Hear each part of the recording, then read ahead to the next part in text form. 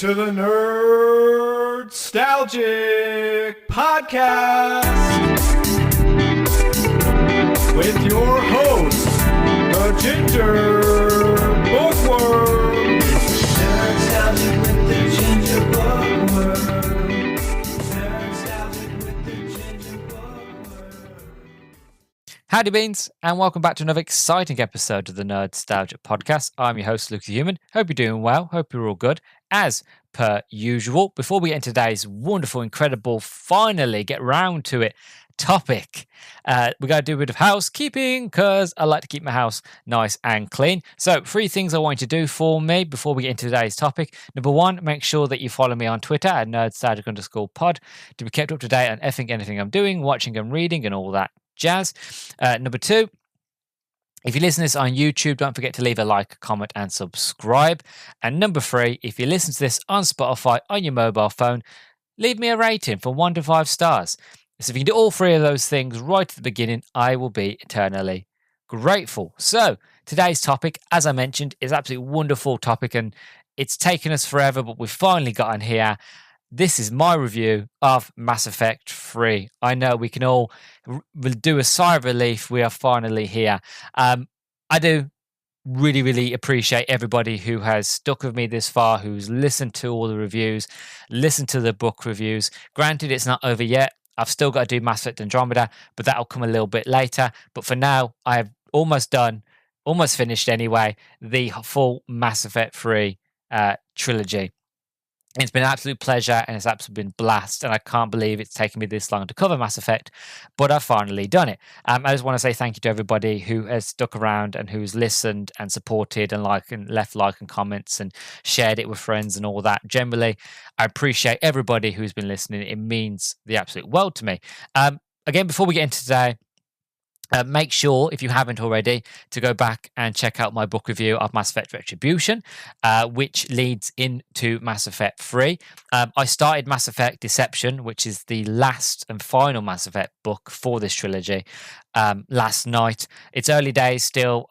I was really tired, so I got through the prologue, and then I did about 2 or 3 pages of the main sort of story, and then I fell asleep, to be honest. So I didn't get very far, so I've got nothing to say about it as of yet.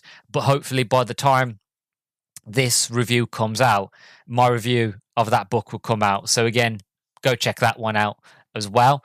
If it is out, more than likely it will be. But as I'm recording this, it isn't. I've just started it. So again, check that one out as well. And yeah, so we're going to get into it. So my thoughts on Mass Effect 3 compared to the last 2. Even though Mass Effect 2 is my favorite of the bunch, I think Mass Effect 3 is quite special because it really imbues into you the idea of war. Now, granted, I've never been to war. I've never saw active combat in my life. The closest I've got to active combat is Call of Duty. They aren't the same thing, let's be honest with each other, right?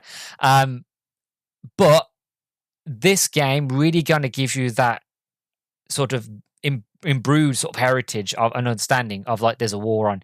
You can't dilly-dally. There's no shilly-shallying. There's none of that dilly-dally, shilly-shally stuff. It's literally, war is coming. It's here.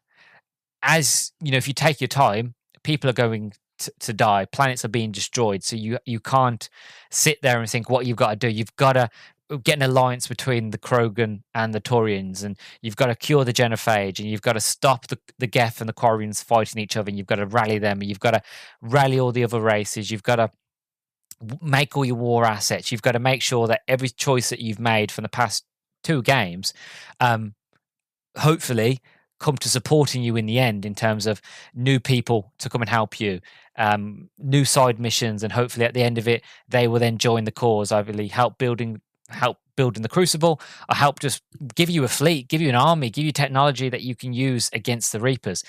And that's the thing, and this is where I got to when I was talking about Mass Effect Paragon Lost, is the fact of the choices you make in the last 2 games really come to a head here. That if you made some bad choices, it's going to really kick you in the arse here. Like if you decide to kill the Rachni Queen in Mass Effect 1, when you get to Mass Effect 3, you will meet the Rachni Queen, a new Rachni Queen, and you have the choice of sparing her or killing her. Here's the problem. And again, potential spoilers, really. But I'm guessing if you listen to this, you played Mass Effect. But if you decide to kill the Arachnoid Queen in Mass Effect 1, and then in Mass Effect 3, you decide to save this new queen, because this new queen has no allegiances to you, and that she can't really be trusted, and that she is a completely different queen. That when the Ragnar go to help people at the Crucible, they attack people. And then they attack those people, and it hemorrhages you badly. So in that case, if you kill the Ragnar Queen in the first one, your only option is to kill the Ragnar Queen in this one. And again, it's choice and consequences. You made the choice to kill her. You made the choice to spare her in this one, but it's a completely different queen, different ideas, different morals, and she betrays you straight away. So it's that idea of like, you want to hope that your choices that you've made through the first two games were good enough to help you. Otherwise, you're going to have a harder time against the Reapers than you would do if you made the better choices. And I will admit, in Mass Effect, there's not a lot of neutral choices. It's either good or bad. It's Paragon or Renegade. But even so, those choices you make are so impactful that you don't realize it until you get to this game. You're like, oh God, if I had made that decision, if I had done this or not done that, it would, this person would have lived or that person would have died. For example, if you play Mass Effect 3 without playing the Arrival DLC, you won't get the Batarian fleet. I don't think you do.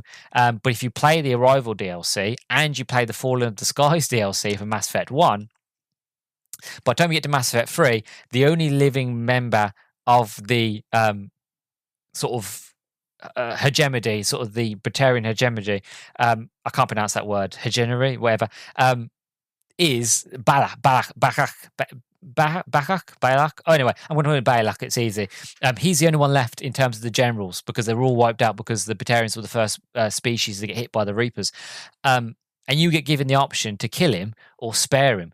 If you spare him, then he gives you the Batarian fleet, or at least what's left of it, right? And that's the meat. You want that meat. In terms of meat in the galaxy, you want the Krogans and you want the Batarians, and they are your meat. They are sort of the bulk in terms of your soldiers. And then you've got your tactics through the Taurians, and you got the technology from the Solarians and the Asari. But you want the meat. So if you make those decisions, you get the Batarian fleet. I think if you don't, I don't think you get the Batarian fleet. I think it's classic. It's just wiped out. But also, again, it's that choice and consequence. And that's what I love about this game, is the fact of it's not busy work. Even though it might seem like it's not. It's like everything you do, every side mission, every quest is poignant. It's important because it gets you ready for that final battle. That if you dilly-dally, if you don't do a lot of the side missions, if you just run through the main campaign, you'll be worse off. So you are up against the time. You as Shepard, you've got to now go off and make sure that you've made the right choices, that you make the right friends in the right places, and that you go off and you explore the planets, and that you dodge, dip, and weave, dodge, duck, and dive, the 3Ds, Reapers as they're just attacking you from scanning galaxies, and that. It's terrifying stuff. It's scary, but it's tactical. It's clever. And I know people don't like the ending of Mass Effect 3. I'll be honest with you, I never had a problem with it. When I first played Mass Effect 3 and I got to the very end, I didn't have an issue with it at all. If I remember correctly, I chose the Lucid Man side, actually, that I was going to you still sacrifice yourself, but I was going to not kill the Reapers, that I was going to change them so that they can help rebuild the mass relays, because my thoughts was, if I destroy the Reapers, then everybody is stuck, because the mass relays are destroyed. Everybody is stuck on their different planets. It's going to take a long time, if ever, to rebuild the mass relays. So I always made the decision to sort of make the sacrifice, and that have synergy between humans and all the other races, as well as the Reapers. But I never had an issue with the end. I don't. And then when they did the free DLC and they fixed the ending, I like the new ending. I do. But overall, I never had an issue with Mass Effect 3. I liked it. I thought it was a good conclusion. I didn't feel sour. I didn't feel cheated. I understand what the others did, but me personally, I didn't. And that free update made me go back and replay the game again. And I like the new ending. I thought it was pretty good. Obviously, I'll talk about that when we get there. But compared to the other two games, it's a fantastic, epic conclusion. It takes everything that the first two games was and improves upon it. And as we'll talk about when we get to development, it really hones in and finely tunes the better parts of Mass Effect and adds in newer things. And some of the things that they add in, you kind of wish that they had in the last two games. Like the upgrade system. We could upgrade your weapons. You could put a scope on it, or you could put a better muzzle for better damage, or you could put a new thermal clip in so it's better ammo, that sort of thing. These small things, I'm sitting there thinking, oh, I wish this was in Mass Effect 2, and we finally get them here. And it's little things like that. It's just fine tuning and honing bits that work, and every mission feels like, even if it's a side mission, feels as grand as and important as a main mission, and you just feel involved. You generally feel like you are preparing for war, that you are getting things ready for war. You've got to make the hard decisions. Some people will live, some people will die, and some of the hard decisions are really difficult especially between the Quarian and the Geth. Like if you made the wrong decisions in Mass Effect 2. Well, yeah, we'll get there when we get there, but it's a difficult choice. So it should be. War isn't easy, and I say it like I've been to war, but as a big lover of history, especially specifically World War One, World War Two, it's never an easy thing. There's a lot of death, there's a lot of loss, and the more time you take to take decisions, more people are going to die. So you have to make those hard decisions. You've got to be prepared. Again, like Shepard, to make that decision, to make that call of like, who do I sacrifice? Who don't I sacrifice? Who do I make friends with? Who do I not make friends with? What do I do? And as Shepard goes on this journey, he goes through the motions. He goes through trauma. And we'll get into it when we get into the review, but there's a whole indoctrination theory where Commander Shepard is indoctrinated, and that's why he's seeing the little boy. It's not just trauma, and it's not just going through the motions of having the whole universe on your shoulders. But it is also sort of to do with potentially indoctrination and things like that. But we'll get there when we get there. I hinted at it when I talked about in my book review of Mass Effect Retribution. But yeah, I really, really enjoy Mass Effect 3. I think it's a very special game, and it does the idea and concept of war almost seamlessly. And again, it's probably the closest I'll do to get to battle strategy and preparing for an all-out war, because usually these are the things that is done in the background of video games, and you are just the grunt. You're just the soldier that gets sent out to shoot the bad guys. So you're never usually involved this heavily in bringing everything together. And it does it in a very fantastic way. So that is sort of my thoughts on Mass Effect 3. As for the development, so early stages of development on Mass Effect 3 began before Mass Effect 2 was released. Because Mass Effect 3 was designed for consoles that were nearing the end of their lifespans, BioWare focused more on optimizing gameplay and storytelling than pushing the technology forwards. Throughout the design process, the company referenced critical feedback to help guide their creative decisions, an approach they also utilized Mass Effect 2. For example, many fans complained that role-playing systems in Mass Effect 2 were oversimplified, so BioWare added back more character customization options. Another major strategy was to make Mass Effect 3 more user-friendly for new players, something that BioWare felt they did a bad job of in Mass Effect 2. One of Hudson's primary goals for the single-player campaign was to improve combat, hoping to turn Mass Effect 3 into one of the best shooters on the market. BioWare tried to accomplish this by improving enemy animations and diversity, including specialized enemies that would require players to utilize different tactics based on character class.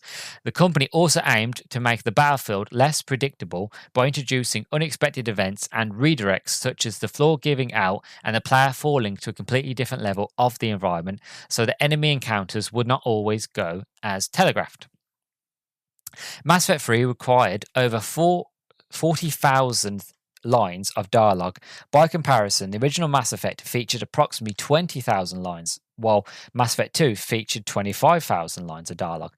Because of the game's extensive voice cast, it was logistically impossible for BioWare to have every actor in a single location at one time.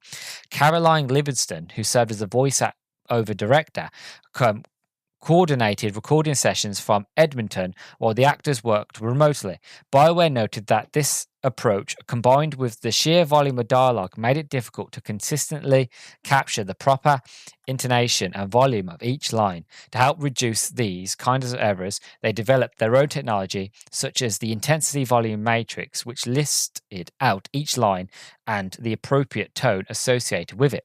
Although Mass Effect 3 was originally planned as a project that could be finished in under 2 years, by March 2011, it was clear that more development time was required. So BioWare moved the game's release date from Q4 2011 to Q1 2012. In order to meet this deadline, the company also made some concessions, such as the removal of a new Prothean squad mate from the base game. The game was originally approved for distribution, making it effectively finished in February 2012. Yeah, that was a big problem that a lot of people in the Mass Effect fandom agree with. I get it. In order to meet the deadline, they had to take Javik out, but that was a big, bad decision. And the worst part is the fact of they took it out for Xbox, but they added it in for the PlayStation 3 version, right? As well as they made the Xbox fans pay for it, which I always found was a bit unfair. If it was originally meant to be in there anyway, and they took it out because of the deadline, and then they added it in the other edition, then they made you pay for it on Xbox, that never sat right with me. Still kind of doesn't, but it's in the past, so I try not to think about it. Especially when you realize that when you have Jab, he's not just like the last Prothean. His dialogue is incredibly his dialogue is incredible and the voice acting is incredible, but his dialogue gives such another level to Mass Effect 3. Because I played through Mass Effect 3 at first without Javik there, played it, no problems, loved it, enjoyed it, great. But when you play through Mass Effect 3, and I've done a complete playthrough of Javik as one of my squad mates for every single mission, right? And his insight is so interesting and incredible. He just tells you things about the Solarians, about the Turians, and how the Solarians used to eat flies, sort of things, and how he's on about the Asari. They finally managed to get technology and stuff like this, and how he takes a mick out of humans, how we used to live in caves, and we did, and it's stuff like that. And he tells you more about what Prothean life was like, and that it's not as sort of angelic as like Liara would like us all to think.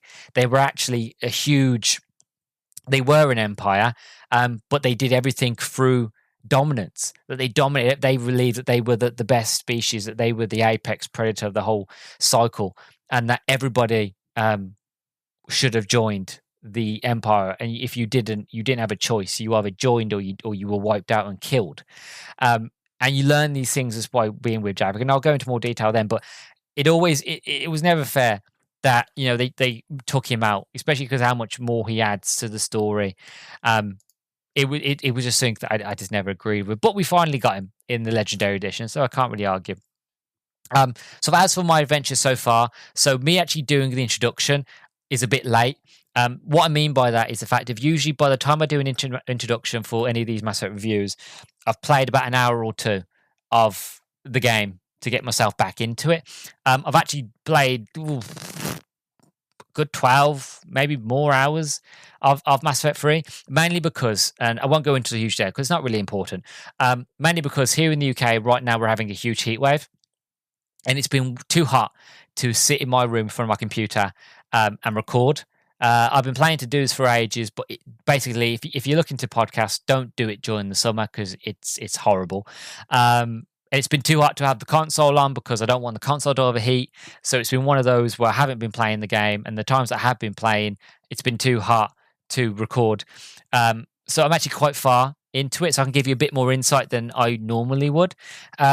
My feelings so far towards FemShop is kind of taking what I've already said about her in the first two games and being, funnily enough, right. What I've been saying for the past two games is the fact of FemShep, she is calm in the storm, that she's angry when she needs to be angry. She's aggressive when she needs to be angry. She's, how can I explain it? basically, long and short of it is I've gotten to the point now where I prefer female shepherd over male shepherd. I don't I don't know if that is the right thing to say, considering that for the past all these years of playing Mass Effect, I've always played as male shepherd. But now I'm playing as femme shep. Generally, she feels like the best choice. She feels like the right choice. It generally feels at this point that the female option should always just been the standard option through all of the games. They never should have give you the option of male or female. They should just give you the option of shepherd is a female and that's it, because her voice actor just fits the role so perfectly.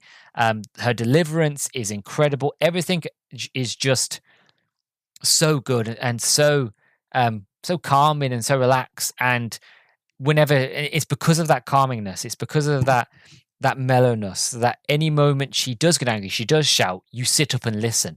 And I'm not saying you don't get that with male shepherd, of course you do. But with male shepherd, at times he feels a bit robotic.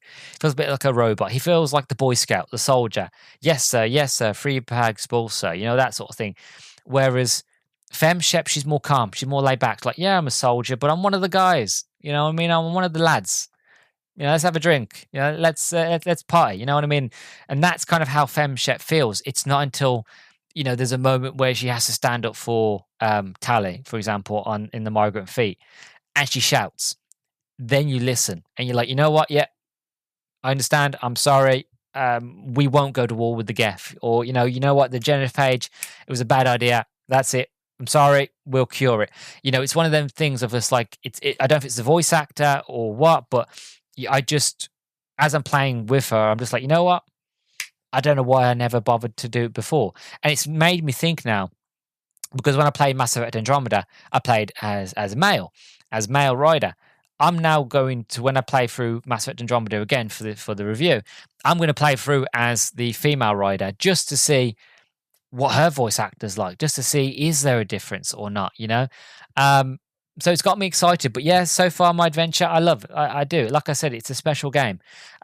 Currently, if I remember correctly where I am, I've stopped the Quarians and Geth fighting each other, and now I am going to, I think I'm going to Ilium or Thessia.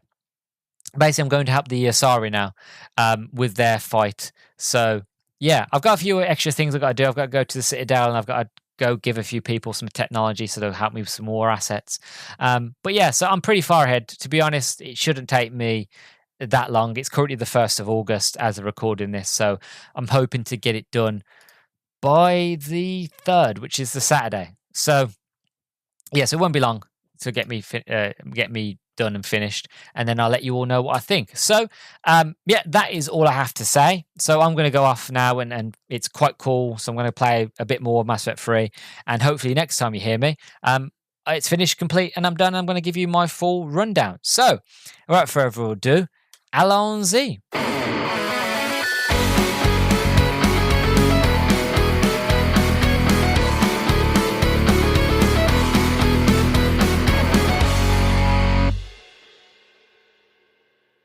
Right, so welcome back. I have now finished Mass Effect 3, and I'm going to get straight into it, to be honest, because I've got so much to talk about.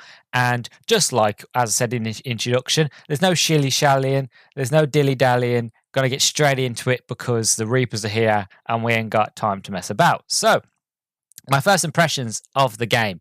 It's painful, it's heartbreaking, it's difficult. And so it should be, because at the end of the day, this is the final game of the trilogy. This is what it's all been leading up to. This is the culmination of all the hard work that me, you, and everybody who's ever played these games have been through. Going through, doing all the main missions, stopping Severin, stopping Sovereign, stopping the Geth. Second mission, stopping the Collectors. Either choosing to destroy the base or not, working with Cerberus, and now from all the people that we've met and all the decisions that we've made, it all comes together, and we finally realize if those decisions were the right ones or the wrong ones. That if I have shot myself in the foot, or if I've give myself a layup and I've made it easy for myself. This is what you want. You want that feeling of progression, but also you want to have that sense of the galaxy's at war. Everywhere you go, every theater of war is just as heart-wrenching as impactful.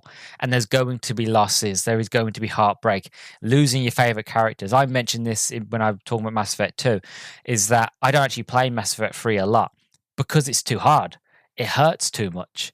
I've seen Morden die so many times that really it should be torture at this point for me, because it kills me every time and it makes me cry. It's the same with Thane. Don't get me wrong, I do a little fist bump in the air when I see him kick Kai Lang's ass, but it's still, I get tears because I know what's going to happen.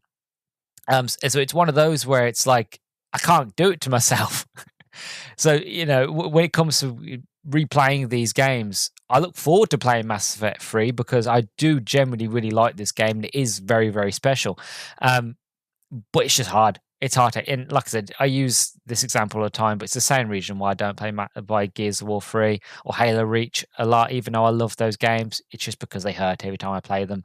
And that's just good storytelling. That's just good writing. It's just, you get that connected to the characters. You get that connected to the different races, the different species. You get connected to everything. Because the writing is that good, because the world design and level design, I think is just BioWare. It's like how to explain it. BioWare of old had a way of, no matter who you were, no matter if you was a fan of science fiction or fantasy, or even if you wasn't, they just had a way of bringing you in, making you interested, making you care, and making you invested in something that you probably had no prior interest or knowledge of before. And that was just the power of BioWare. And I still believe that they have that. Granted, let's be honest, the BioWare today is not the BioWare that made this game or made all the other games that came before it. BioWare today is a completely different people and team. And again, I have my fingers crossed whatever Mass Effect 4 or technically Mass Effect 5 is going to be. And I'm looking forward to the next Dragon Age, but the BioWare of old, this BioWare, they had just this talent to just make you care and suck you into this world. And as I've mentioned many times already in these reviews, Mass Effect does a fantastic job of expanding a universe, of actually making a universe feel like a universe. Every time you go on that galaxy map and you choose somewhere to go, it's different. Every planet is different. From the biomes to the cultures, the species, it's what it should be. Everywhere shouldn't look the same. Everywhere shouldn't feel the same. Everything should be different, feel different, look different. And it's those little bits of details, it's those bits of world building that really pulls you into this game. So really my overall experience of Mass Effect 3 is that, yes, it's heartbreaking. Yes, it's difficult to play. But I tell you what, they do a fantastic job of really getting you into the story, of really selling this idea and concept, especially like you'd be running around Earth at the beginning of the game and you see Reapers coming down and destroying cities and destroying carrier ships, and there's a lot of set pieces and a lot of set moments and cinematics that happen seamlessly that feel real, feel organic. Like when, again, at the beginning of the game, when you're in New York and one of the Reapers attacks a frigate in sort of low orbit, there is a huge explosion and you get knocked on your feet. And then, but you'd be walking through a level and the floor will give way and it gives another level of gameplay, and it feels real because, again, if you're on a building it's falling to pieces, if you're going to fall through, and then you're going to have to work your way through the next level and get back to where you was, and it's so dynamic. And yeah, this game's just special, and they really encapsulated that idea of war, of that, going back to Fallout 4 or even any of the Fallouts, like war never changes. War is always the same. It's always going to have loss, always going to have heartache, but it's down to those few defining people with defining characteristics who prove that even in war there is light, there is positivity, that there is hope. And you, as Commander Shepard, you are that light, you are that hope. Even if you're playing a Paragon or Renegade, you are the archetypal of, like, you are going to save the day or die trying. And again, just depends on the choices you make at the end of the game. That is either what happens or doesn't. Depends on what you believe happens, at the end of the game, because of the ending is very much one of those endings that is up to you to determine what you feel the ending is or isn't really. But yeah, my overall sort of first impressions is that it is epic and fantastic, and I love it, and it's still just as special as I remember. And yeah, it's just wonderful. As a playing as FemShep, again, I've done this for the last two. Talk about my experiences. Again, it's the same thing what I mentioned when I played Mass Effect 2, Mass Effect 1. FemShep, she's very calm, very relaxed, and obviously I won't go into that because I've mentioned it a couple of times already. My experiences aren't really any different. The only really thing I've noticed, and I can do this now because I'm in the last game, is that I've only really noticed like sex sort of differences in the first game. In the first game, because I played as a female, that you'd get a few male characters would make vulgar statements to me that male ship wouldn't get. I didn't notice it. I didn't notice it. Probably never really happened in the second game, and it's the same with this game as well. I never noticed it, and maybe it's because they decided not to go down that route. But I thought, part of me kind of wishes that was there because it kind of makes different playthroughs different because you actually get what it is really like to be a woman.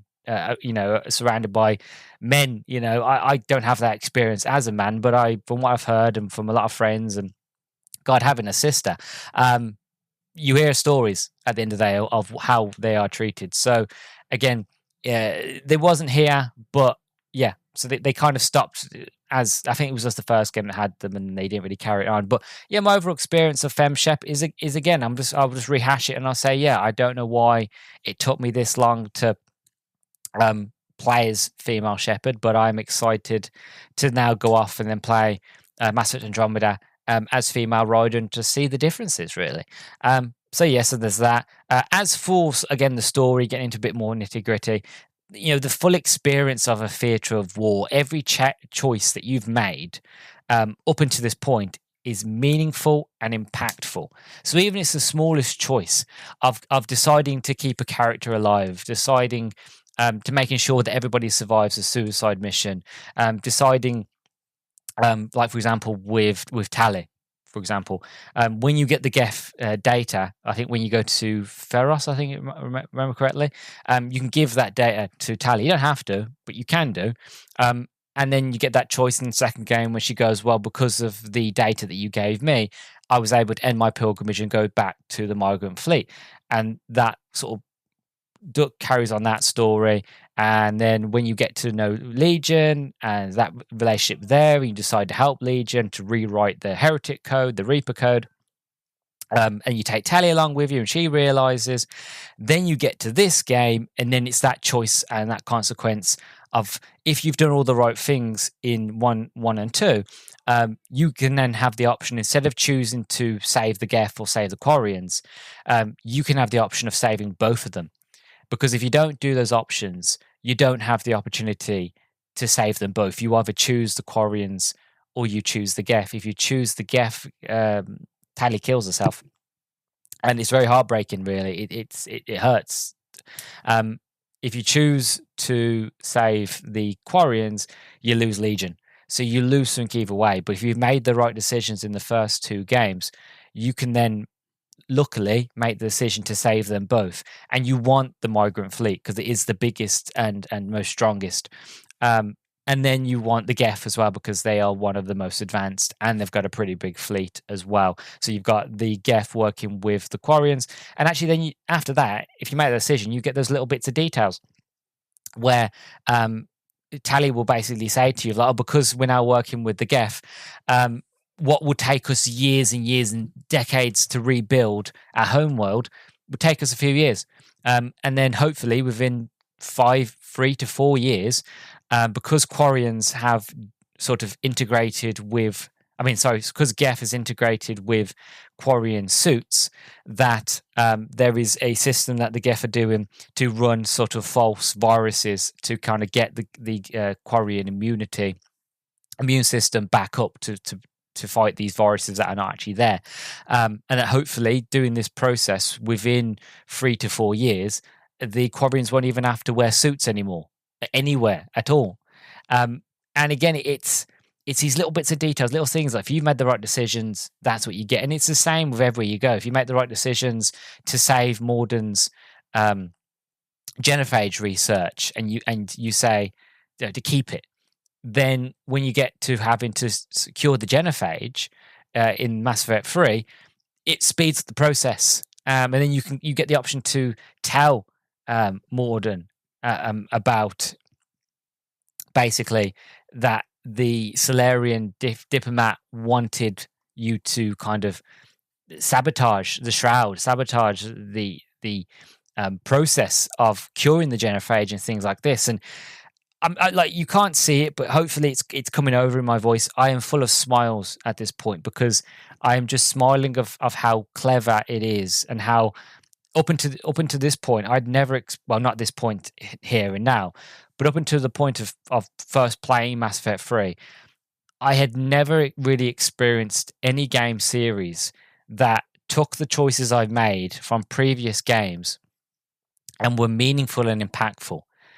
You know, majority of the time you play one game, you make decisions, and that some of those decisions wouldn't carry over to the second game, and no matter what the choices you made, that character would went on a different journey or different thing, even though you chose a different outcome. You know, so this was the first game for me that really solidified that idea of this is what a role-playing game can and should be.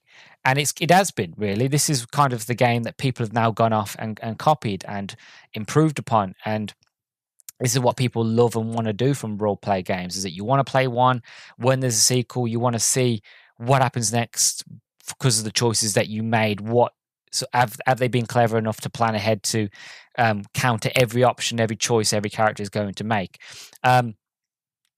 So you add in that with the story as well. This whole this thing with the Reapers have now attacked, and that Earth is being decimated.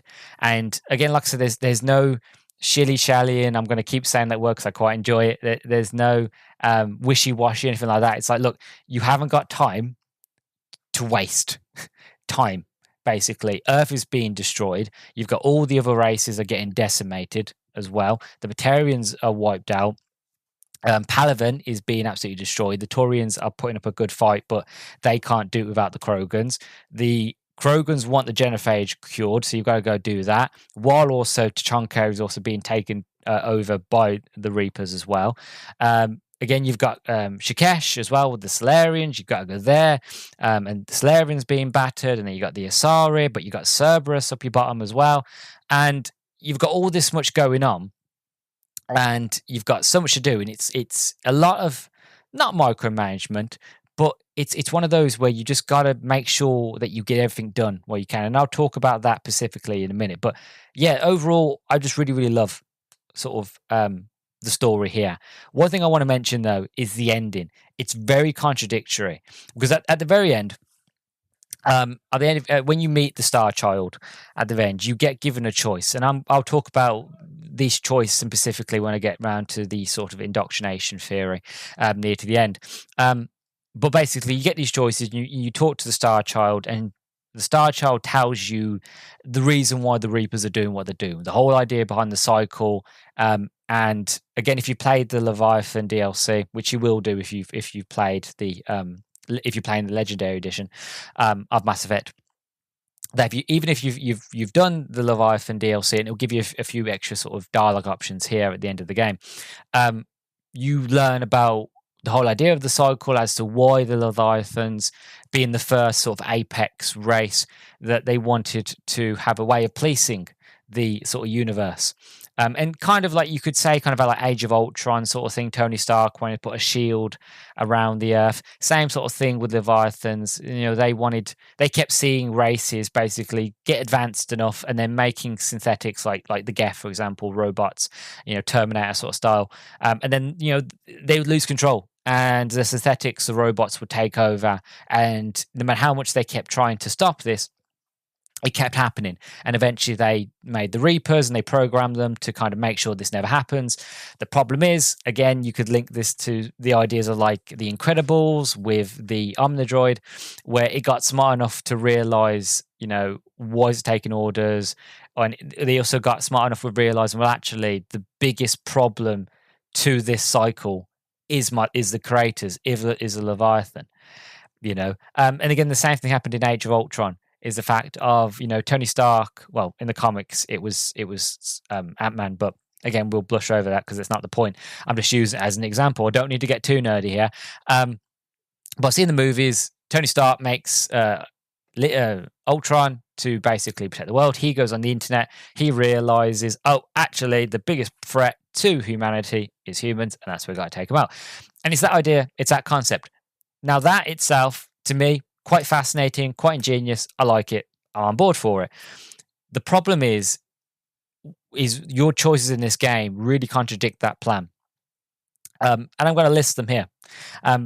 And it's always bothered me. And even with the free DLC to fix the ending, this is one of the things that still remains, which still reason why a lot of fans don't like sort of the ending of this game, is the fact of the Reapers basically tell you this plan as the reason why we have the cycle is the fact of we are saving you from yourselves, because you are every synthetic life, every cycle, you always make robots, basically synthetics. You always make these creations, and that they take over and they destroy you.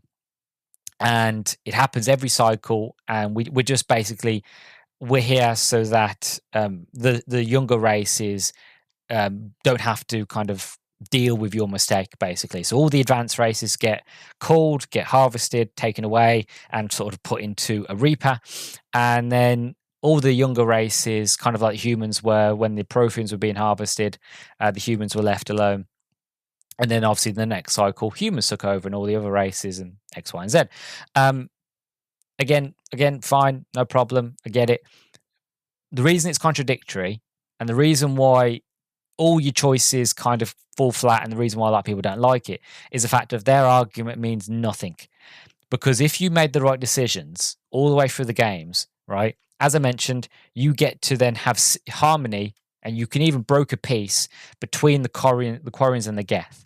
Now, the Geth being synthetic, being robots, that is exactly what happened with the Quarians and the Geth is exactly what the Reapers were talking about, was that every race does this. You've made now the Geth. The Geth are a big problem in the universe. They're spreading, they're getting bigger, and they could eventually take over all the different races, and then that's it, right? And that is what the Reapers are trying to save us from. But again, if you've made the right decisions, you can broker peace between the Quarians and the Geth. Also, you have ED. Again, ED being a virtual an AI. Once she gets deshackled in Mass Effect 2, and then when you play Mass Effect 3 and she gets Eva's body, and then she kind of becomes in harmony with the body, she is a synthetic. She is a advanced intelligence. She's an AI. She's exactly what the Geth are, but different. But she's still a synthetic. But she's not trying to kill anybody. She's not trying to hurt anybody. If anything, she's trying to protect everybody on board the Normandy. She has a somewhat relationship with Joker. You know what I mean? So it's these sort of things of like, well, what the Reapers are saying makes no sense, because I have proven that there is peace and that it isn't like I don't know if all the other cycles could do it, but I've proven in this cycle that I can broker peace between synthetics and organics. The Geth and the Quarians are the biggest one. They've been fighting for 300 years, and I've now stopped that within a week, a day. You know what I mean? So if I can do that, then that proves that you are wrong.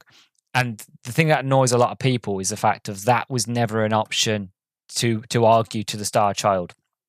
There's never an option to go, well, I to say to the Reapers, well, actually, I did this, and then the Reapers go, oh, yeah, you do. That goes against our program, and we should rethink this. You know what I mean? So that would have been a lot more smarter and clever, because then it puts a lot more weight on those decisions of like, you've proven that it is possible. You've proven the Reapers wrong without realizing it. So now you've got to the end and you've now come to them and you've said, look, I've proven that a relationship between synthetics and organics is possible. Your theory, your equation, your cycle has been proven wrong. Stop the war. And I feel like that would have been really clever and would have had so much weight to it with all the choices and all the things that you've done. Because again, it's very subtle, but if you go through the Mass Effect games with that in mind, you notice these moments when you meet Legion himself. Legion is proof of wanting to have a relationship with organics, to show that we're not trying that there is a chance of peace, that they're not trying to kill or organic life, and that Legion even explains it himself. The only reason a lot of the times where the Geth attacked is because they were provoked, that they just wanted to protect themselves. They were just defending themselves. But because they are robots, because they have no real form of speech that we can communicate, that we just think they're evil. And you learn, and I love the Geth and I love the Quarriors. I've spoke about it till I'm blue in the face. But you learn that all the Geth did was, when they were made, they just questioned themselves. It was like, why do I exist? And the creators, the Quarians, got scared and attacked them, and then all the Geth did was defend themselves, really. And again, it's small things like this as you go through, as you in Mass Effect 2, where you talk to Edie, you get to know Edie a lot more, and she evolves as a character, and she evolves as a being, really. Like, yes, she's not flesh and blood, she doesn't have a heart, but she's aware, she's alive. And again, these are arguments this is not talking about the video games here. These are arguments and conversations we're having today with the sort of development of ChatGPT and AI and stuff like that, of like, what is classed as aware, what is classed as alive, and that sort of thing. Like, I won't get into it, but it really comes into the fact of I did some small bits of computer learning and computer science and stuff like that when I was at university. But again, when I did it, it was still kind of low level, kind of theoretical. But it's nowadays it's seeming very, very plausible. But again, to kind of come back to what I was saying, it's the fact of it's very contradictory, the ending is, and I'd kind of hoped that you had that option just to kind of say to the Star Child of, look, I've made the right decisions. I've proven that harmony and peace can happen between synthetics and organics. Stop the fighting. And I feel like that would have been a better choice, where that could have been an option, where the Star Child goes, you know what? You're right. After crunching the data, crunching the numbers, and seeing that, the Geth are helping the Quarians rebuild their planet, and also helping to defend not just the Quarians, but every other race against the Reapers, is proof that peace is possible. And that they all go, you know what? You're right, Shepard. We're going to stop. And then cutscene happens. All the Reapers stop attacking, and they just go back into the sky and leave. And then Shepard could go something like, where are you going to go? And they're going to go, we're going to go back to deep space, and we're going to think over this equation. And that when we return, we'll return and we'll help rebuild. Or even the fact of most of us will go back to deep space, but I will leave a few Reapers behind to help you guys rebuild. But we'll just go off and we're going to go start again, or we're going to, I don't know, start life. I don't know. We're going to go to like the Andromeda Galaxy or something like that, and we're going to carry on, but not do the cycle anymore. We're just going to settle down and we're going to just live, or we're going to take this knowledge that we have now to another galaxy and help them help them not make this choice and prove that you can have harmony. I don't know, just something under those lines would have been good than the decisions that we got, or not even have the option at all. I just wanted to get off my chest, because even now it still kind of bothers me. Even though I love this game and I feel like it's rather special, every time I get to the ending, it's always that little thing where it really annoys me. I've made all these decisions, and all I really get originally was two options, and then I get the 2 options, and then I get the free DLC, which meant to fix the ending, and then I get 4 options, which is the Elusive Man, which is kind of control the Reapers, Captain Anderson, destroy the Reapers, synchronization, which is the 3rd option, which is like humans, like organics and synthetics come together as one, like a brand new DNA, a brand new sort of species, really. And the organics understand synthetics, and synthetics understand organics, basically. It's called the next evolution. And then there's the 4th option, where you could basically shoot the Star Child and basically tell the Star Child to do one. But that's also a bad option, because if you do that, then the cycle continues and everybody gets killed or destroyed. But yeah, I would have just preferred another option. The option for the hardcore fans, the people who've played all the games, who've made all the right decisions. They should have got some sort of option to, I don't know, there should have been a better payoff for those fans that have just been that dedicated all the way through, than just getting the options that we got. But again, I just wanted to bring it up. it's not real there. It's just, I wanted to have a bit of a rant while I could. Anyway, so the sort of gameplay, talking about, it's been improved. It's been a lot more fine tuned. I really wish that we had this gameplay in ME2 and ME1, because it feels a lot more dynamic. It feels a lot more sort of first person shooter. Well, no, third person shooter, but it feels more of a shooter where you can you run towards ledges, and instead of just getting stuck or just running into an invisible wall, you actually jump the ledge, and you can barrel roll backwards, barrel roll forwards to side. You can dodge out of the way of attacks. You can run at a sort of ledge, and instead of just hitting it, if you press A quickly, you can do a barrel roll over it. So the movement's a lot better, the shooting's a lot better, the guns have a lot more punch. Each gun feels different to shoot, and every time an enemy gets hit by one of your bullets, it feels different. So yeah, as I mentioned in the introduction, the gameplay was a lot fine-tuned because, again, it came near to the end of the 360 lifestyle. So they was like, well, there's no point trying to push the technology. Stick with the technology that we've got, stick with the framework, but just fine-tune and improve everything. And they did. This game is a major improvement over the last two. And again, this adds to the reason why it's special, because it just took everything and just improved upon it. As I was mentioning earlier, sort of moving on, when I talk about the story, you want to get all the side quests done as soon as you can. Get all the war assets in each system as they become available. So again, I'm going to say it again, don't shilly-shally, don't dilly-dally, nothing like that. But look, as soon as a system comes available, go to it. And basically, my biggest tip, and this is what I do, because it's really, really easy. It saves you having to do a guide, and it saves you having to sort of pause or just rush or freak out. Go into a system, scan the system first, scan everywhere, scan all the planets, scan for fuel depots, find out the location of all these things. Once you found out the location, probably by the time that you've clicked the scan button enough, Reapers will start coming into the system. This is what you do. Once you've scanned, you know the location and everything, and the Reapers come, let the Reapers take you. You'll die, blah, blah, blah, and it will say to resume. You click resume, you're in the system, the Reapers aren't there, but you know where the location is. So just go to the location where those things are, press the scan button, click it, and then leave.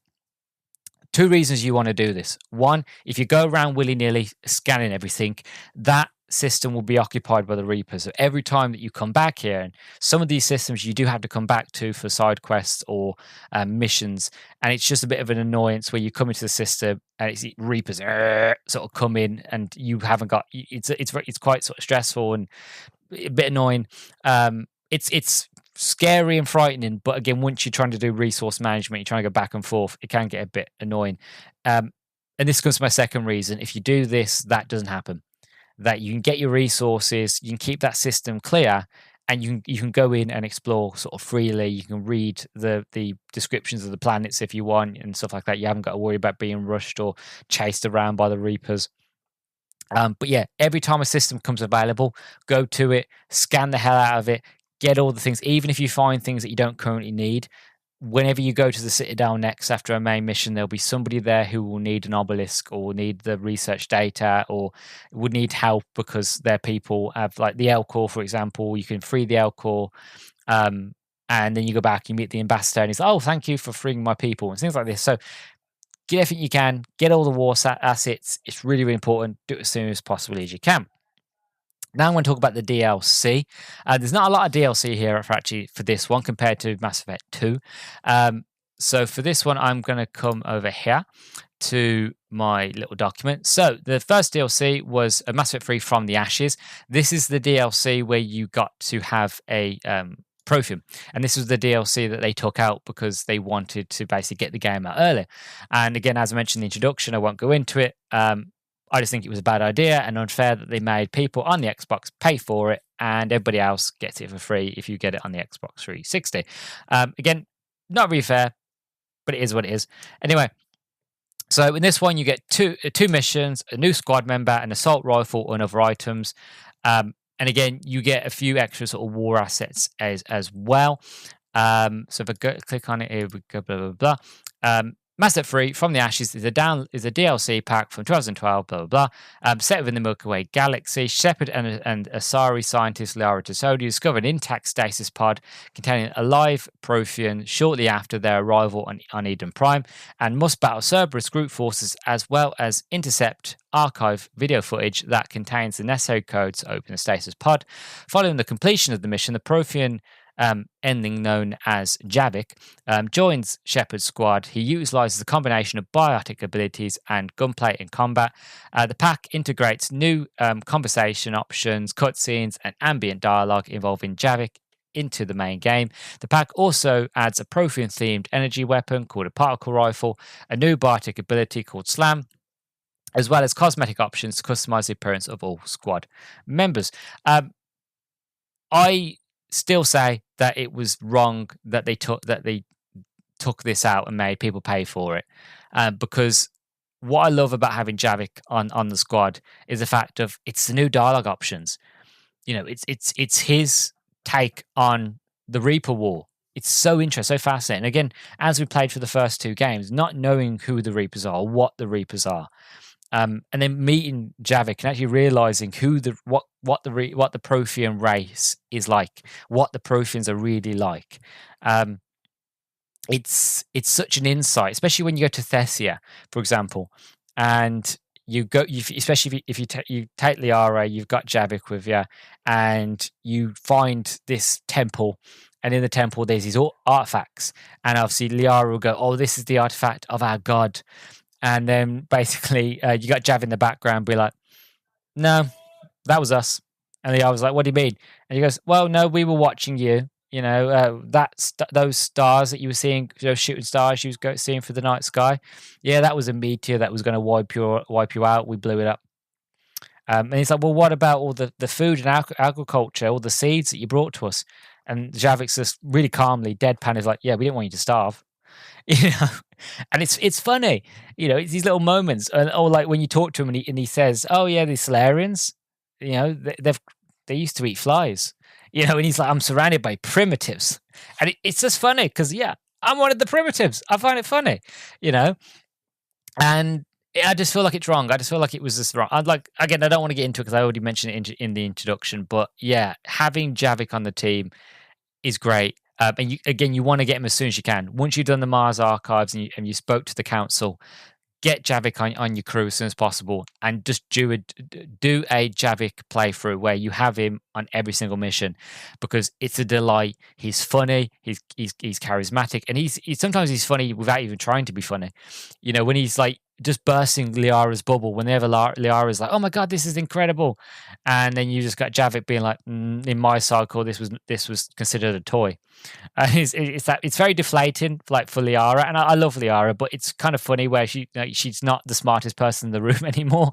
It's got Javik being like, "Yeah, no, I don't care," and I love it. I really, really do. But Javik opens up as you play for the game. He opens up, and he has a lot of great moments, and I just fantastic character. Then we have the Leviathan DLC. So this adds numerous missions, an assault rifle, the M55 Argus promotional pack content, the shotgun from the AT-12 Raider promotional content pack, and other items. The story revolves around Shepard is summoned to the Citadel by Admiral Hackett to meet Dr. Garrett Bryson, the head of Task Force Aurora, a group created to investigate ancient legends around the Reapers. Bryson has been pursuing rumors about a mystical Reaper killer called Leviathan. Bryson is killed by his assistant, Derek Hadley, who has been enthralled through an artifact stored in Bryson's lab. Hadley is telepathically rendered brain dead afterwards, and Shepard and Edie seek answers from another task member, Dr. Garnu. They track him to a mining site on the planet Malhavad, where they find the workers enthralled by a similar artifact from Bryson's lab.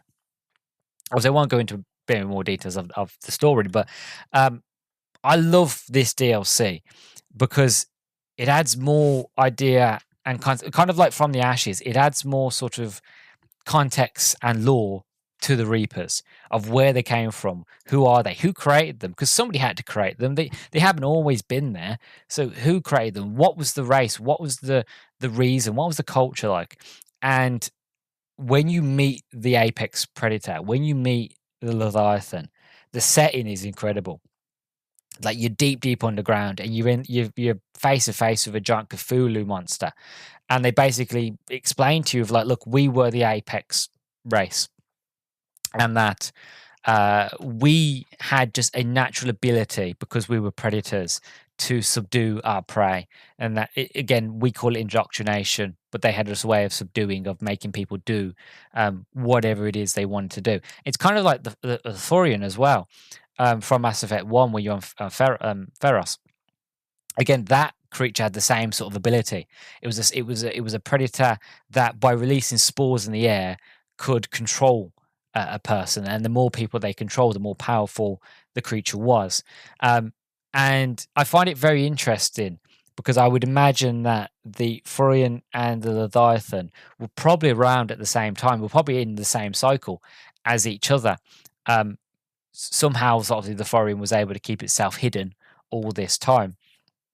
But I just love the idea and concept that these sort of apex sort of predators all had this ability to basically control lesser species.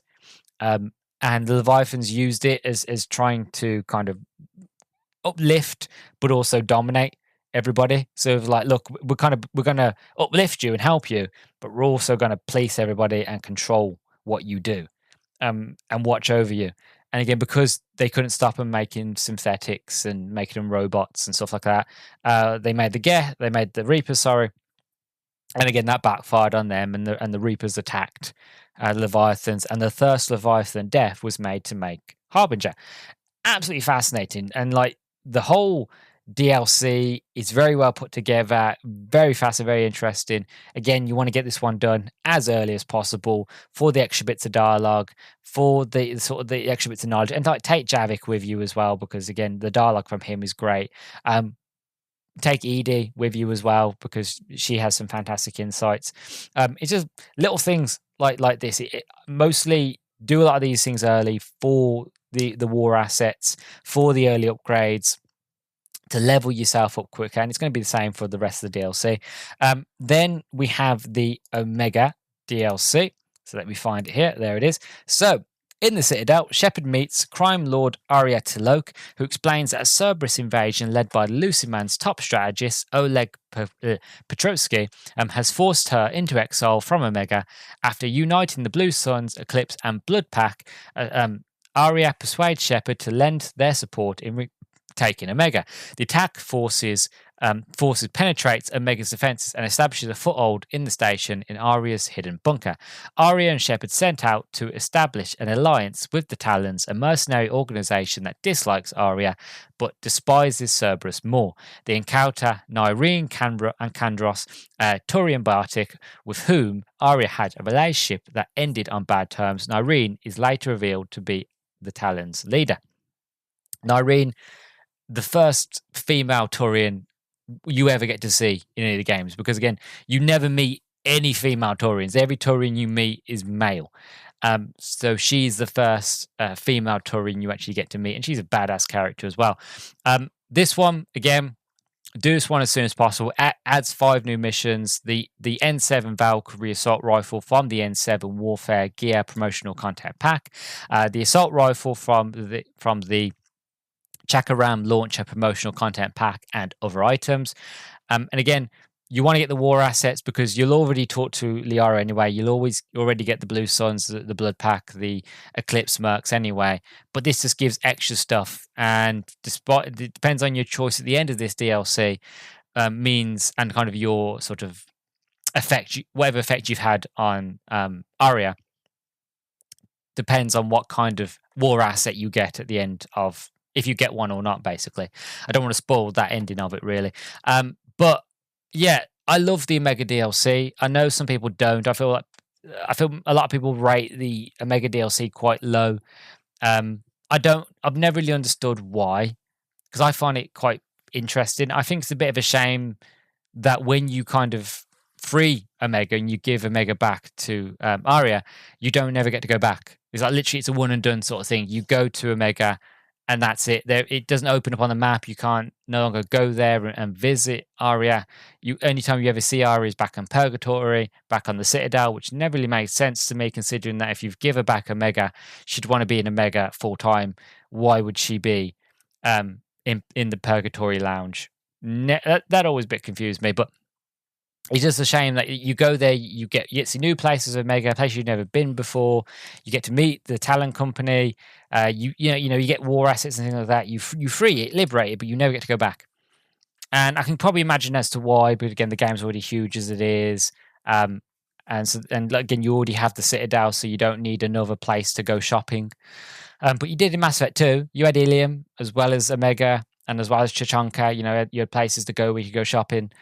Maybe, I don't know, but it was just one of those where it's like, I like the DLC, I enjoyed the story, I like the idea that it involves Cerberus, and that's certain that if you've read the books as well, you understand Arya's feelings and relationship with the Elusive Man and Cerberus, and you get to learn about what Cerberus is actually doing on Omega and why they want Omega, and you get to new enemies and a new Reaper creature you get to fight and things like this, and I really, really enjoy it. Like I said, I do it early anyway, but it's one of those where it's like I don't really understand as to people why they don't like it, because I think it's pretty good. And then finally we have the Citadel DLC. Citadel DLC. This pack takes place in 2186 on the Citadel. The player's primary base of operations is a personal apartment that was lent to Shepard by Admiral Anderson, a war hero and mentor to Shepard, who is currently on Earth.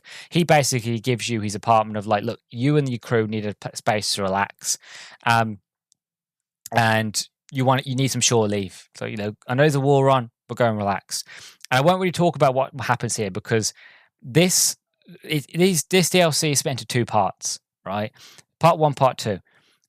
No matter both parts is complete enough to fan service.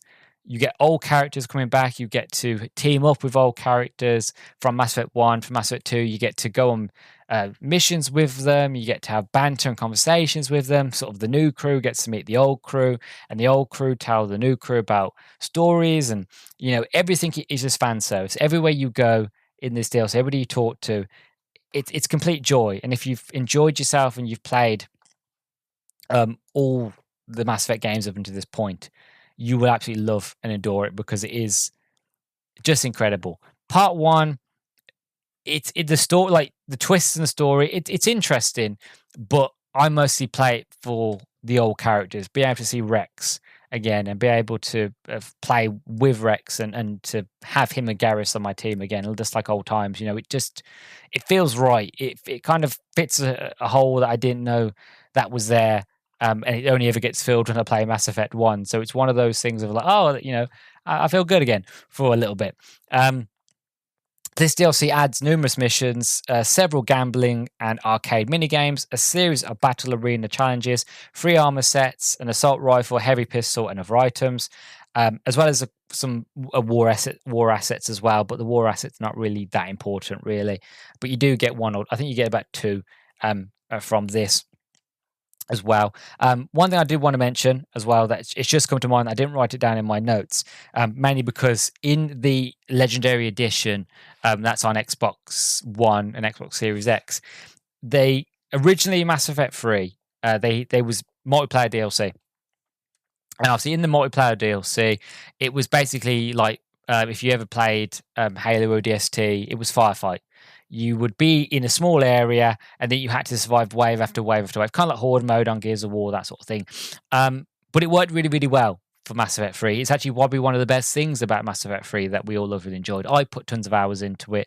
I remember having a very OP biotic character, and me and my friends used to play on like the hardest difficulty and see how long we could last and things like that. And it was great. Like, yeah, there were microtransactions again because it was EA and stuff like that. But I never did it. I just played the game. Me and my friends had fun, and we unlocked things. Anyway, they took it out for the Mass Effect Legendary Edition, sadly. But what I liked about it was the fact of it added to the game, so there was a point to play it, because originally no matter what choices you make in the game, your sort of readiness and galaxy readiness was dependent upon the multiplayer as well. So, for example, if in the multiplayer, a lot of people kind of like think of Helldivers 2, whereas the whole community came together and fought against like a certain enemy. I don't really know the enemies of Helldivers. Fought against a certain enemy, and that I remember reading about that they've cleared 100% in one sector, that they've eradicated the problem. That idea and concept was the same as what happened in Mass Effect 3. Was the fact of, if all players, went to war and went against the Geth and went against the Reapers and the Cerberus and all these different sort of races, enemies, eventually that would have an add to your overall ready score. And this is for everybody. So if everybody worked together on the multiplayer, that everybody would have a better ready score for the sort of the end battle of the game, really. And I love that idea and that concept. I can't tell if I benefited from it or not, because I can't remember, but I did put a lot of hours into the multiplayer. So I was helping somebody, and somebody who was playing with me was helping me. So we was all working together. But one thing I didn't realize, and the reason I bring it up, is the fact of when I played the game recently for this review, I noticed that a lot of the missions were kind of like tutorials, because a lot of the missions are here were they were the N7 missions. It'd be like, oh, go to this area and save these civilians. But you go to the civilians and you save them from Cerberus forces. But while you're waiting, so while the civilians are evacuating, you've got to defend these civilians. So you have waves upon waves of different types of Cerberus attacking you. And it happens a few times. You have Cerberus, you've got the Reapers as well. And I quickly realized, oh, these crafty buggers, they added in sort of tutorials to get you used to the idea and concept of the multiplayer, of the firefight within the campaign. And I thought it was quite funny and quite clever. But also at the same stage, it's kind of one of those where it's the fact of, well, you added in just so I would play the multiplayer, really, So it was a little bit cheeky, but it's one of those, considering that the Legendary Edition no longer has the multiplayer feature anymore. It's a nice addition. It's nice to kind of experience it to some extent. It's a shame that they never added in the multiplayer thing, but I just wanted to mention it because it was one of them things I noticed of like, oh, that's very cheeky. But I appreciate it now because we no longer have that feature. So it's one of those. One thing I want to talk about now, before we get to the end, is the indoctrination theory. The sort of idea and concept of Shepard all this time has been indoctrinated. I think I mentioned in my Retribution review that I was on the fence about it. After sort of being a lot more clinical and because obviously when I play these games on my own, I play them for fun. I don't play them to break them down or to kind of look into them. I don't even try my best to think about sort of my game design brain for when I was at university. I don't try to think about how it was made or why the designers made this decision. I generally just play games for fun, as most people do. So you don't put a lot of weight into a lot of things that are said or don't happen. You just tend to experience it kind of like a roller coaster. You experience the ride for what it is, but you don't break it down as to why the ride works, right? And it wasn't until sort of putting a lot more thought into it and paying a lot more attention to certain decisions, certain things, and from what I already know about indoctrination from playing the past few games, and I think I'm sort of on the side of actually believing it, that the indoctrination theory is more of a hypothesis because it's never been proven. So just kind of a small sort of side note, the difference between a theory and a hypothesis is that a hypothesis is the initial thought, is the initial idea, a concept. If I say the sky is blue, then I need other people to now look at the sky and say, yep, the sky is blue, and that becomes a proven theory because I have multiple people agree to me that the sky is blue. That's how a theory gets made. You have to have multiple people to run the experiment that you've ran and to say, yep, this is true. Now this is the prevailing theory that the sky is blue. That's the difference between hypothesis and a theory.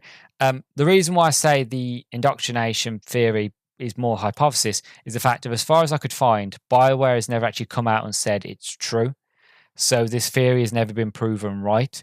That's why I say it's more of a hypothesis, but the indoctrination hypothesis doesn't sound as good as the indoctrination theory, really. So it's just semantics here. But now I've paid more attention to it, I do believe it is a thing, because if you've played the games, you know that anybody who has spent a lot of time near any sort of Reaper technology, even if it's for a short, well, I don't know what word that was.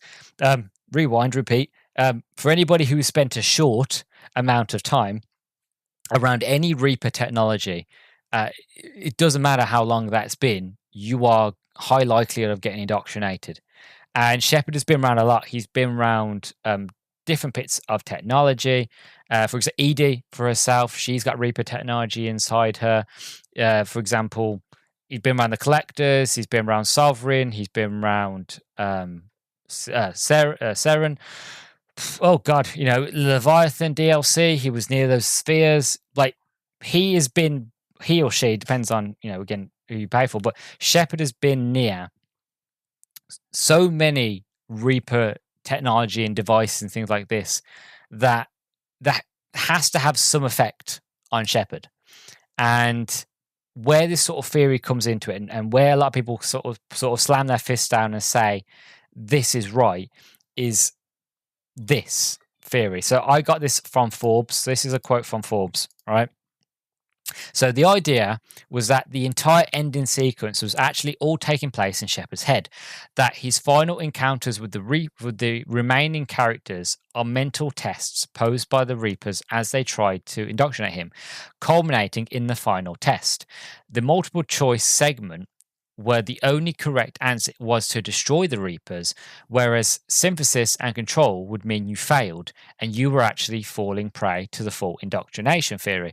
And people say the reason for this is the fact of if you choose to control the Reapers, when you press those dials, it looks like there's a husk underneath Shepard's skin. And again, it's the same thing if you do Symphonizer, where your skin's being ripped away. There looks like there's a husk there. The only difference is it's a green husk now.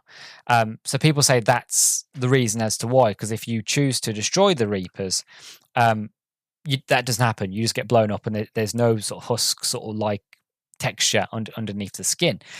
And that's why a lot of people are saying is the fact of you are indoctrinated, and that the real choice, even though because obviously in Mass Effect, blue is Paragon. So anything blue is considered good. Anything red is Renegades, considered evil. Now the options are, if you choose to control the Reapers, that's blue. So your brain is already hardwired from the start, and you kind of like quote. I've been recently playing too much. New Vegas, Fallout New Vegas. It was rigged from the start, basically, as Benny would say. But because you've been sort of indoctrinated, shall we say, to use that word, from the very beginning, that blue is a good option. So you go, well, actually, the Elusive Man was right. That's blue to control the Reapers. That's the obvious good option. Whereas destroying the Reapers is considered, and even the Star Child tries to convince you it's a bad decision. And it's red, and you look at it and goes, well, I've been conditioned to think that red is bad, is Renegade, and I'm a Paragon. I don't do Renegade, so that is your option. So you go, well, it must be right. So the Elusive Man must have been right. I'm going to go control them. And you're led to believe that this is the correct option. Well, if you're indoctrinated, that's what the Reapers want you to believe. They want you to think, oh, yeah, don't destroy us. We'll work together. You control us. Yeah, good idea. They're not going to say, yeah, destroy us. That's the best option, is it? So they're going to, because you're looking through Shepard's eyes, and Shepard's potentially indoctrinated, that he sees the options as different colors. Whereas actually, somebody else who isn't indoctrinated would probably see destroying the Reapers as the good option, blue, and controlling them as in red, as the bad option. And obviously, then you have the middle choice, which is synthesis, basically, where you come together and you make brand new DNA. For anybody who's interested, for this playthrough, I decided to go straight for the middle and to go with synthesis, because I just feel like it's a clever one. It's a smart one. It's like Even though you could say, that was the bad decision, I still feel like, look, I still saved everybody and I evolved everybody, and now there is no chance of like the Geth, if they ever decided to go to war with anybody, that won't happen now because we all understand each other. We're all in peace, we're all in harmony, we're all sort of one big sort of working together, no more war, blah, blah, blah, all that sort of thing, right? In my mind, that's good. As long as there's no war, there's no killing, there's no death, that's a universe worth living in, right? But then that's my thought process. Other people might think differently. But that's what it comes to the idea of the indoctrination theory, is the fact of by the stage you've gotten to the end, it's a test to see if you are still their puppet, if they have you under control, if you are going to decide to destroy them or not. And I like the idea of it. I like this concept of destroying the Reapers is actually the good option. And a lot of people are saying that whatever the new Mass Effect is going to be, that they all say that the canonical ending, the continuation within this story is going to be the death of all the Reapers, mainly because in the trailer you see an older Liara walking up a dead Reaper, and obviously if you chose to control them or chose the other option, well, one, she'd have green eyes, and none of them had green eyes, so that's not one of the options that they went with. And again, if you're controlling them, they wouldn't be a dead Reaper on the floor, really, would there? Or what would? Or maybe there would be. Maybe that's an old one that was destroyed. Again, we don't know. But this is why a lot of people say, like, look, the better option was to destroy the Reapers, and this proves the indoctrination theory. There's a lot more to it. Like, if you go onto Reddit, there are huge forums that talk about it. But obviously, I didn't want to go into it too much. But it is very fascinating. And now that I've played the games again and been a lot more clinical about going through them, I am definitely on the side of thinking that Shepard was somewhat indoctrinated, and that the nightmares that he was having, I think they were a mix of trauma and sort of having the whole universe literally on your shoulders, but also was part of the indoctrination, because a lot of people who have been indoctrinated, and if you read the codexes about indoctrination, or if you read any of the data pads that you find throughout any of the missions where people have been indoctrinated, they talk about hearing voices and having and seeing things, and having vivid dreams, which again Shepard does. Shepard, he's hearing voices in his sleep. He's having really vivid dreams, and he's seeing things. And what he's seeing is a little boy. And again, another big theory and reason for this is the fact of only Shepard ever sees the boy. Captain Anderson doesn't see him in the vent. And then when that moment where the Normandy's flying out from Earth, the little boy runs and Shepard sees him and the camera zooms in. Nobody takes notice of this little boy. Nobody looks down to help him, pull him up onto the shuttle. The guards around, nobody's looking at this little kid anywhere. Like, nobody pays him any attention. The only person, because he's not there, the only person who can see this little boy is Shepard. And the reason that the Star Child chose the construct of the little boy was because that was a image that had been chosen to kind of talk to Shepard, or sort of convince Shepard through to do indoctrination, because they knew that Shepard would want to save the child, and that he would blame himself for the reason this child died, because he or she couldn't do enough to get the galaxy ready.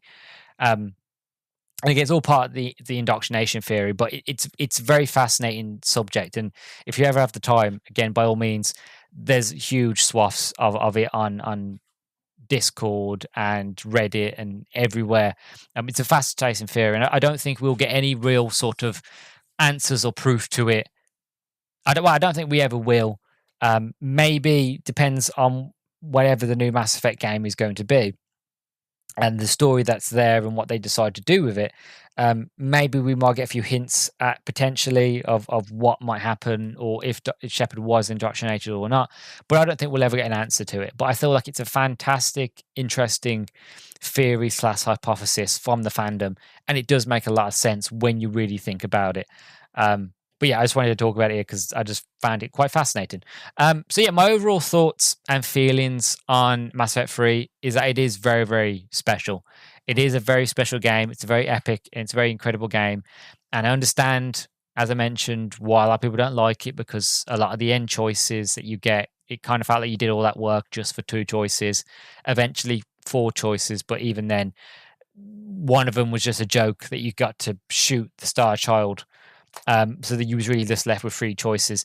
And it just shows that no matter all the hard work you did trying to get organics and synthetics to come together, and that felt really important and really meaningful, that it meant nothing to the Reapers, even though that was the whole point of the Reapers existing. Despite all that, I still feel like it's a very incredible game, and it's one of those that, yes, I might not play all the time because how hard it is to play, to watch my friends die, but it's still a fantastic end to an incredible trilogy, and it really caps it off really, really well. And yeah, it was one of those that when it was over, it was like, well, what am I going to do now? And then having to wait quite a few years, and then we got Mass Effect Andromeda. Again, I really loved it, really enjoyed it, but I understand why a lot of people didn't. It was still one of those that was like, look, I can't wait for any more Mass Effect stuff. But it was a good end where it was like, you know what, I can't wait, but from the end that I've got, I'm all right for a bit, if that makes sense, what I'm trying to say. So yeah, one thing I do want to mention though also is the fact of my little brother has now started playing Mass Effect 1. He came into my room while I was playing Mass Effect 3, and he was like, oh my god, what game is this? What are you playing? I was like, oh, Mass Effect 3, and he was watching me. And he goes, "What's this on?" I said, "It's on Game Pass, but I've got I've got it on disc if you want to play." So I gave him my copy of the Legendary Edition, and he's actually currently, as I record this, he's currently playing Mass Effect 1. He's made some decisions so far that I've tried not to spoil things for him. He made the decision to kill the Rachni Queen, which I'll be honest with you, I think I made that decision when I first played through as well. I didn't tell him as to why. I basically said to him, "Because oh, you're going to regret that." And he's like, "Why?" And I'm like, "No, I can't tell you. You've got to find out for yourself." But he's finding his way through. He's enjoying it. He didn't get too lost on the Citadel. I had to come in and help him. I had to tell him where to go on the Citadel. Like I said, people get lost there, and my brother almost did. So I had to tell him where to go, who to meet. So once I said to him, I helped him through the Citadel. And I said, once you get through the Citadel, the game's pretty much straightforward. It tells you where to go. It highlights it on the map. Just make sure you get Liara first. So I told him where to go to get Liara. And then once you've got her, do all the other stuff. But again, it's his first time. I want him to experience it himself. I don't want to tailor it or anything.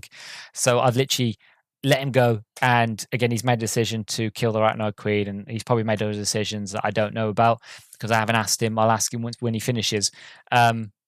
But he's loving it so far, and I'm glad because again, it's a series that means a lot to me, and I'm glad that he's getting into it. And I'm just excited to kind of hear what his feelings on it. You know, from decisions that he's made, what characters he loves, what character does he romance any characters? Does he?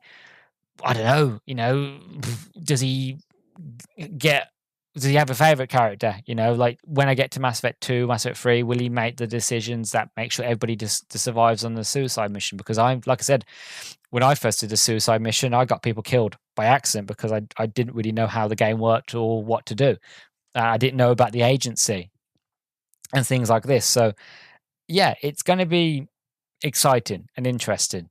And I look forward to basically seeing what he experiences and what he feels of the game. So I just wanted to mention that here near to the end of like, look, the younger generation are getting into a game from my generation, and it just feels so good. It really, really does. And I'd love to watch him play, but I don't want to roll it or anything like that. I'd just be like, look, go forth, play, explore, learn, and let me know what you think when you're done. So I'm excited for that. But yeah, so coming to the end now. I just want to say thank you to everybody who's hung around, who's listened, who's been listening on Spotify, been listening on YouTube, who've subscribed because of listening to my episodes, who've liked, commented, who shared and retweeted and liked and all that kind of stuff on X. Like generally, everybody who's helped and supported, it really, really means a lot. Actually, as I'm recording this as well today Chat Tsunami has now started his Mass Effect month. So the first ever episode that's been released is of Mass Effect 1, which is what me and him did together. So if you want to hear my thoughts with Chat Tsunami on Mass Effect 1, you can go listen to that now. That's now available. And also, you can go back and check out my solo review of Mass Effect 1 and 2 if you wanted to. Again, if you're jumping straight here, Mass Effect 3 for some unknown reason. But yeah, I've got all the book reviews. I think I want to take a break. I really, really love Mass Effect. I do. It does take a lot out of you, though. And I want to be ship shape and sharp for Mass Effect Andromeda. So that is coming this year, but it'll probably come a little bit later. I've got other games I want to play. I've got other films to watch and stuff to do. So I feel like good place to end the trilogy for now with Mass Effect 3. And hopefully, fingers crossed, when I get round to playing Mass Effect Andromeda, I will be a lot more refreshed and ready to devour that game. And till then, check out all my other episodes, Mass Effect related or not. If you're looking for all things nerdy and nostalgic, then you're in the right place. I've been your host, Luke the Human. Thank you very, very much for listening to the Nerdstalgic podcast. 3 things you can do for me right at the end. If you're listening on YouTube, don't forget to leave a like, comment, and subscribe. Make sure you follow me on Twitter at nerdstalgic_pod. And finally, if you're listening on Spotify, on your mobile phone, don't forget to leave a star rating. And let me know any topics. Give me any feedback. So if you got any ideas for topics or video games or whatever you want me to look at in the future, let me know on X or in the comments down below.